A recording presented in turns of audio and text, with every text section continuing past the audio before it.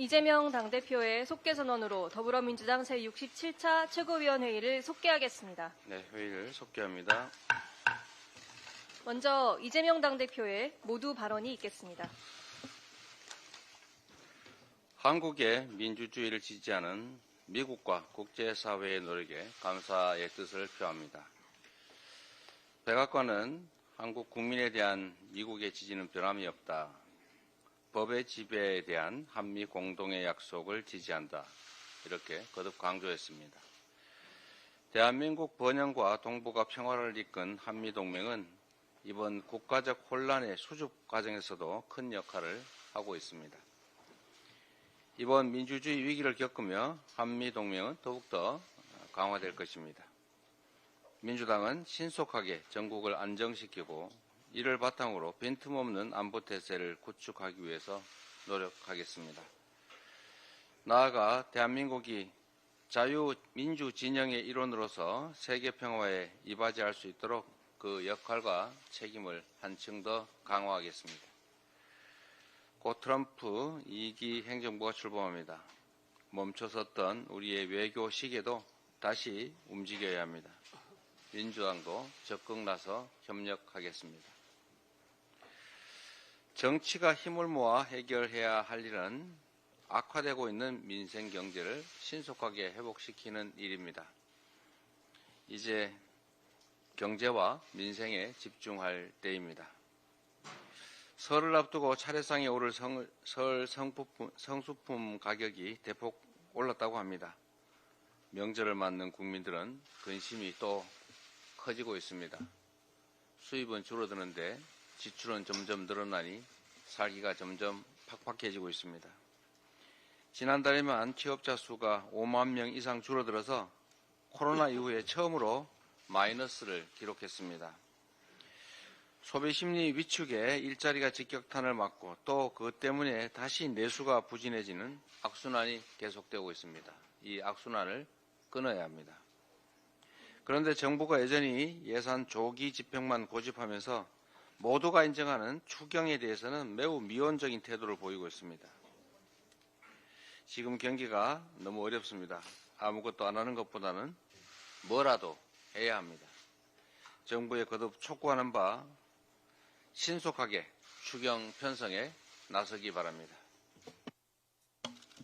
다음으로 박찬대 원내대표의 발언이 있겠습니다.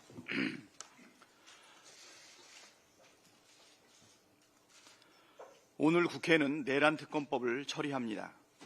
내란특검법은 헌정질서와 민주주의를 유린한 중대범죄 단죄를 위해 꼭 필요합니다. 12.3 내란이 발발하고 한 달하고 보름이 지났습니다.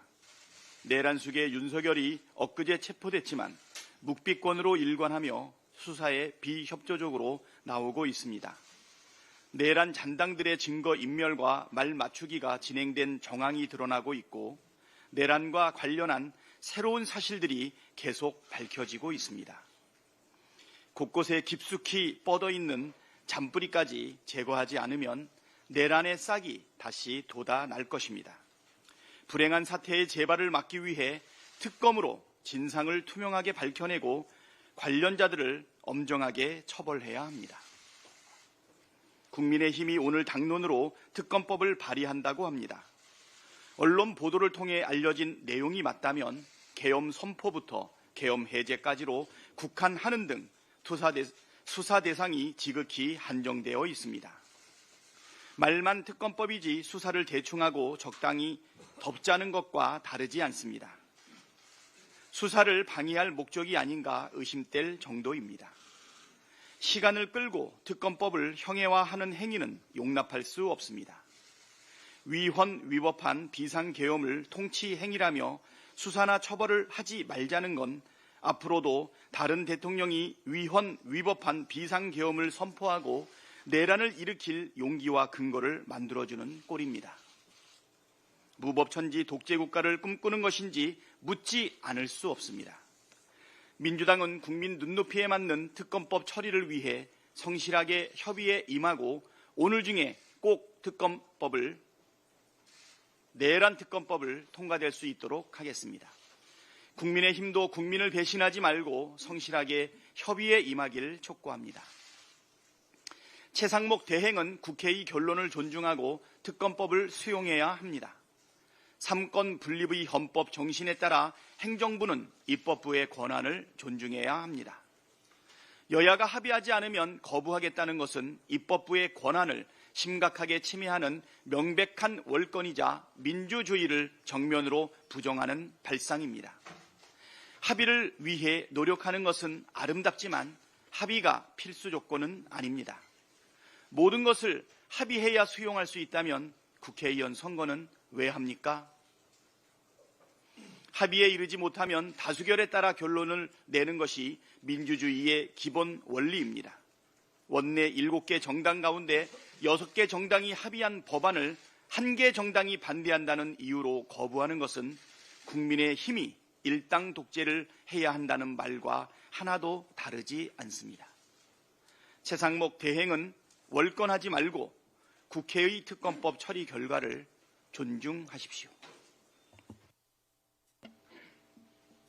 다음으로 김민석 최고위원의 발언이 있겠습니다. 윤석열 대통령이 자기는 간다며 정권 재창출을 부탁했답니다. 나는 감옥 가고 파면될 거니 정권 유지해서 빼달라는 겁니다. 국힘도 일시적 반등에 자만해 2기 윤석열 정권을 꿈꾸며 대선 준비 총력전에 나섰다고 합니다. 막상 절실한 추경과 내란 특검법은 말뿐입니다. 내란 세력의 반성 없는 권력 집착이 민주헌정과 민생경제의 회복을 막고 가짜뉴스와 극단주의를 확산시키고 있습니다.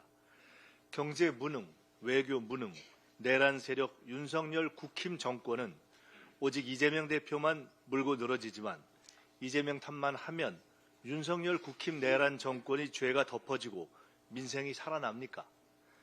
국민에게 사과하고 내란 특검과 추경부터 협조하십시오. 반성 없는 내란 세력에게 계속 나라를 맡기는 민주국가는 없습니다.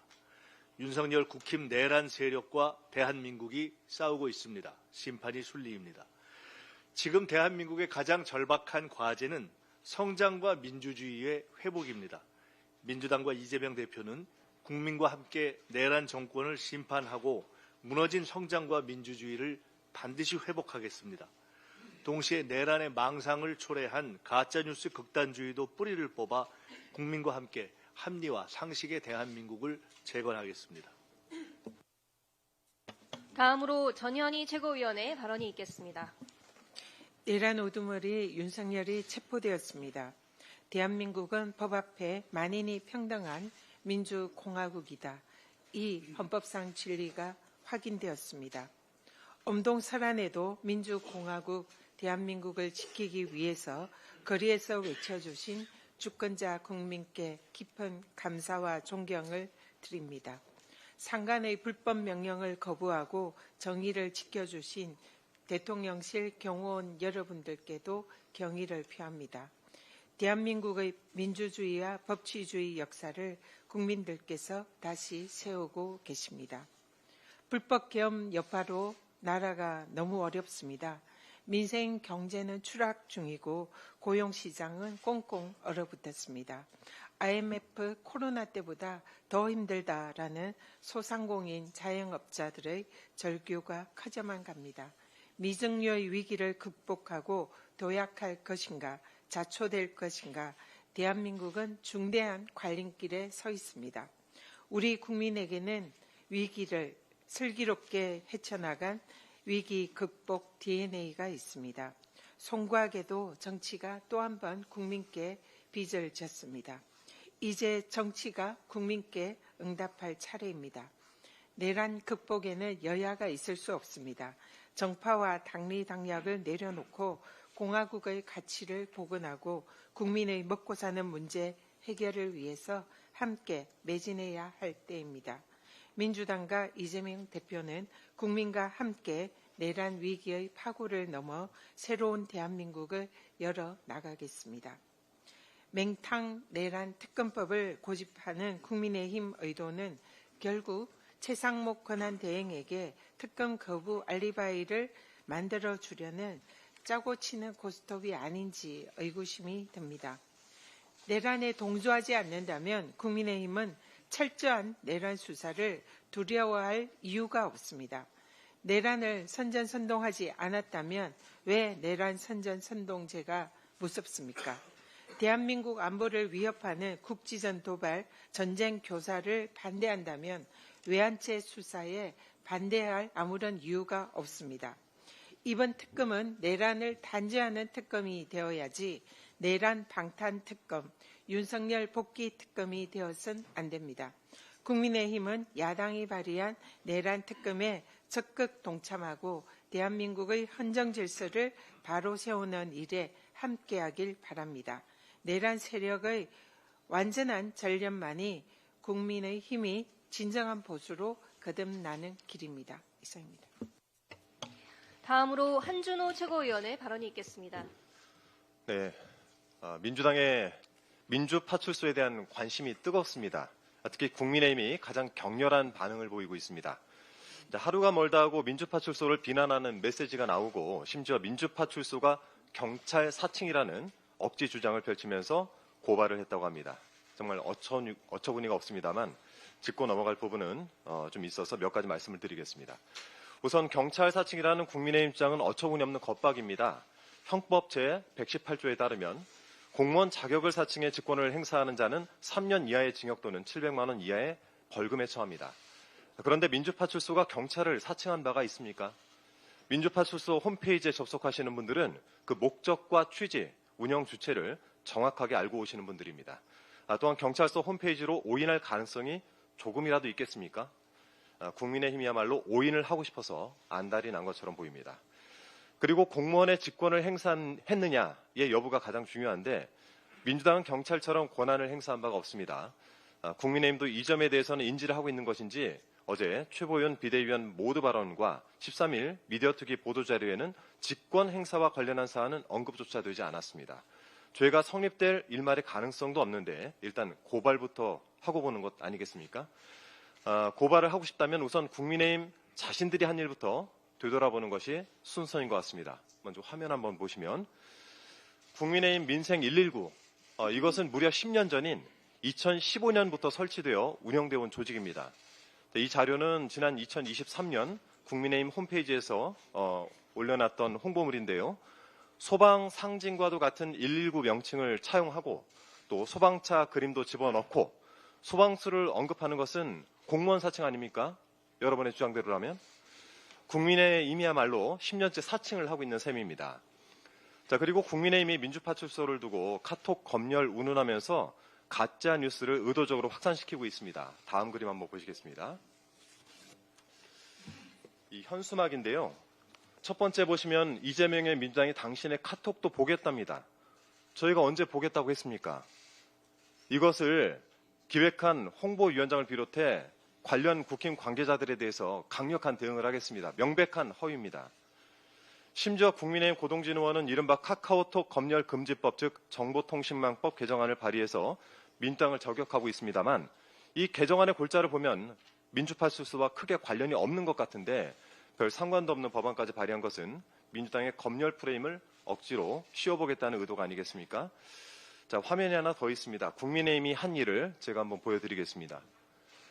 지난 2017년 대선을 앞두고 국민의힘의 전신이었던 새누리당은 가짜뉴스 신고센터를 개설해서 운영을 시작했습니다. 당시 보도에 따르면 새누리당은 가짜뉴스 신고센터를 통해서 SNS와 카톡을 통해서 무차별로 유포되는 허위 왜곡 보도와 유언비어에 적극적으로 대응하기로 했었습니다. 8년 전 새누리당이 한 건 카톡 검열 아니고 뭡니까? 이러니까 내로남불정당 국민의힘의 적은 국힘이라는 말이 국민 사이에서 만연한 것입니다. 다시 한번 강조합니다. 민주파출소는 가짜뉴스로부터 민주주의를 지켜내기 위해 출범한 것입니다. 국민의힘도 그동안 가짜뉴스 척결을 그렇게 부르짖지 않았습니까? 국민의힘은 가짜뉴스를 근절하는데 힘을 모으지는 못할 망정 방해는 말해야겠죠. 국민께서 보시기에 제발저려 발끈하는 사람들처럼 보입니다. 그리고 얼마 전에는 민주파출소에 대한 해킹 시도까지 있었습니다. 다행히 방화벽 시스템이 잘 작동해서 해킹 시도를 막긴 했습니다만 이런 사이버 테러까지 동원해도 민주파출소의 문을 닫지 닫게 만들지는 못할 것이란 경고의 말씀드립니다. 조직적인 움직임까지 의심되는 명백한 범죄입니다. 이 사안에 대해서도 법적 책임을 제대로 묻도록 하겠습니다. 이상입니다. 다음으로 김병주 최고위원의 발언이 있겠습니다. 네, 내란숙의 윤석열의 파면이 다가오자 비상계엄이 정당했다며 내란을 옹호하고 선동하는 가짜뉴스가 판치고 있습니다.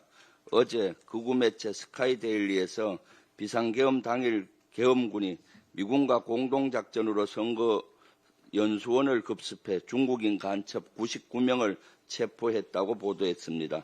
뿐만 아니라 이들은 평택항을 거쳐 주일미군 기지로 압송됐다고 주장했습니다. 이 신문의 일면 보시는 것 같이 국내 체포 중국인 간첩 99명 부정선거 개입 이렇게 적혀 있습니다. 선관위는 전혀 사실이 아니다라고 얘기했고 계엄군은 국정조사에서 확인해 보니까 선거연수원 청사에 들어간 적은 없습니다. 외곽을 에워쌌죠. 그리고 선거연수원 내에는 교육에 참가했던 공무원과 강사들이 있었습니다. 우리 대한민국 공무원들이 중국인 간첩으로 둔갑시킨 걸로 보입니다. 터무니없는 가짜뉴스, 조작뉴스입니다. 내란숙의 윤석열의 비상계엄을 옹호하기 위한 선동뉴스입니다. 해당 보도와 관련해 스카이데일리가 자신들의 유튜브 채널을 또 만들어서 올렸는데 1분 45초 분량의 동영상은 더욱 가관입니다. 판el 1에서 보듯이 자신들의 주장이 사실인 것처럼 속이기 위해 제작한 동영상 속에 삽입된 사진, 이 사진의 출처를 찾아보니 해당 보도와는 전혀 관계가 없습니다. 2016년 또 10월 13일 9년 전 강원도민일보에 불법 조업 중 체포된 중국 선원과 관련된 보도에 첨부된 사진이었습니다. 황당해도 너무 황당합니다. 두 사진을 비교해 보겠습니다. 삼척동자도 봐도 누구나 똑같다는 걸 알 수 있습니다. 어선이 잘 보이지 않게 교묘히 편집해 마치 자신들의 보도가 사실인 것처럼 우며낸 것입니다. 이런 가짜뉴스는 한미 관계에 전혀 도움이 되지 않습니다. 미국이 여기에 관여했다는 것은 한미 동맹을 파탄내겠다는 심산입니다. 집회 현장에 성조기를 들고 나올 정도로 극우 세력들이 그토록 신봉하는 미국과의 관계를 파탄내겠다는 보도입니다. 불필요하게 중국을 자극해 국익을 해치는 결과를 초래할 수도 있습니다. 가짜뉴스로 내란숙의 윤석열의 범죄를 정당화하고 사회를 혼란에 빠뜨리는 시도, 그리고 국익을 훼손하는 시도 결코 묵과하지 않겠습니다. 국방부에서 진중문고가 있는데 그 중에 한 진중문고 책자가 과관입니다. 6.25 우리는 이렇게 나라를 지켰다라는 제목의 책입니다. MBC 보도에 따르면 그 안에는 민주주의, 진보, 사람 사는 세상은 모두 주체 사상을 아름답게 포장한 말이라고 적혀 있습니다. 민주당을 북한과 엮어보려는 매우 부적절한 표현입니다. 이 책을 당장 회수할 것을 국방부에 요구합니다. 그리고 이번 국정조사에서 대통령 국가안보실에 HID 출신 현역 장교가 근무하고 있다는 걸 확인했습니다. 이 장교와 같이 3, 4명의 비밀 TF를 구성하고 있다고 증언을 했습니다. 이 비밀 TF는 안보실장이나 안보실 1, 2차장 통제도 제대로 받지 않는 특수 임무를 수행한다라는 걸 증언을 하고 있습니다. 과연 HID, 북파 공작원이 왜 TF를 구성해서 안보실에서 있는지, 또 이들의 통제는 도대체 누가 하고 있는지, 윤석열과 김건희의 지시를 직접 받은 비선 TF가 아닌지 철저한 조사가 필요합니다. 그리고 12.3 개헌과 어떤 관련이 있는지를 수사가 필요합니다. 공조수사본부의 수사를 촉구합니다. 이상입니다. 다음으로 이현주 최고위원의 발언이 있겠습니다. 네, 윤석열 체포로 지금 한국 경제의 가장 큰 힘이었던 윤석열 리스크 해소가 가시권에 들어오고 있습니다. 이제 국정 안정과 민생 안정에 집중해야 할 때입니다. 다만 그 전에 민주 보수를 자처하는 저로서는 한 말씀 드리지 않을 수 없습니다. 수사기관과 사법부를 계속해서 윤석열과 그 변호인들이 겁박하고 있고 또 이러한 행태를 국민의힘이 비호하고 있습니다. 법질서와 공권력을 존중하는 것이야말로 보수의 가치라고 믿습니다.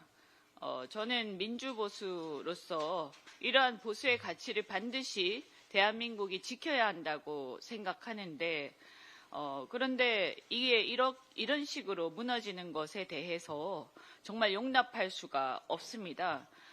국민의힘은 보수 정당이길 포기한 정당이 되어가고 있는 것 같습니다. 더불어서 윤석열과 그 주변의 변호인단 그리고 이를 비호하는 국민의힘은 한번 뒤돌아보시기 바랍니다. 과거에 윤석열이 검사 시절에 법질서와 공권력의 이름으로 수많은 사회 지도층을 잔인하게 망신을 주고 그리고 과잉 수사를 하지 않았습니까? 박근혜 전 대통령 그리고 사법농단의 이름으로 수많은 대법원장과 대법관들을 망신 주고 과잉 수사를 했습니다.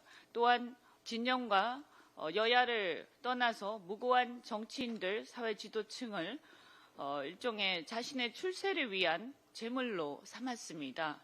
이것을 제대로 막지 못한 저희 정치권도 반성해야겠지만 이런 부분들에 대해서 윤석열 스스로 그리고 그 주변에서 이를 비호하는 자들은 한번 돌아보기 바랍니다.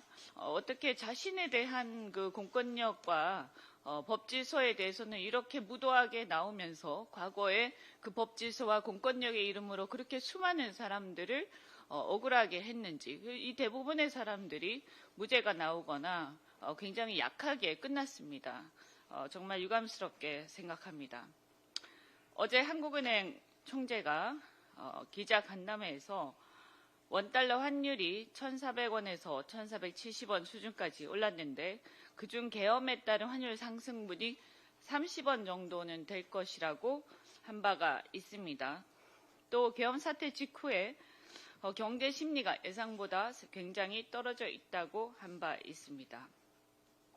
통계청에 따르면 12.3 비상계엄 쇼크로 12월 고용이 46개월 만에 마이너스로 돌아서서 지난달 취업자 수가 5만 2천 명 급감한 것으로 나타나 12.3 내란과 윤석열 리스크가 대한민국의 경제 킬러였다는 게 다시 한번 드러났습니다.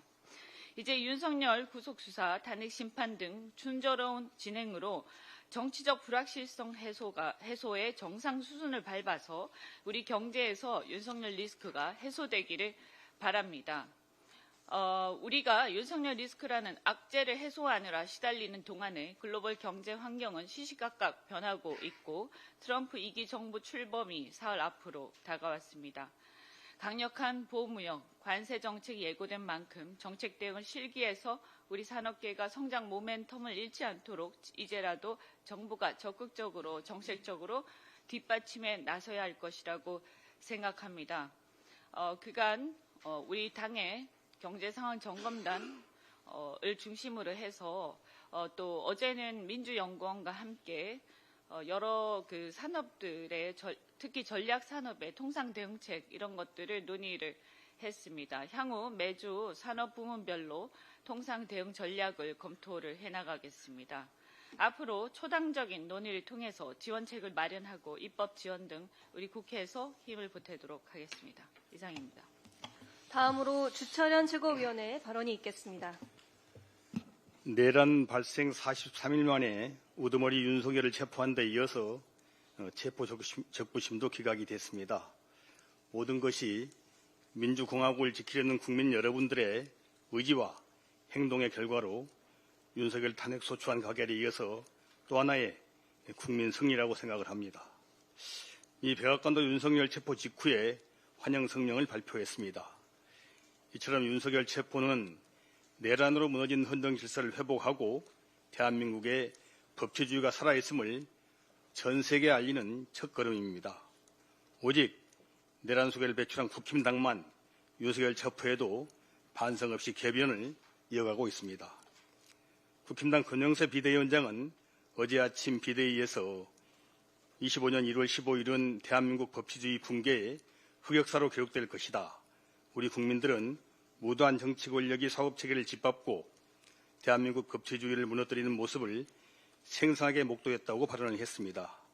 이 무슨 해괴망측한 소리입니까? 아스팔트 구구 세력들이나 내란 동조 유튜버들도 이런 억지 발언은 차마 부끄러워 내놓지 못할 것입니다.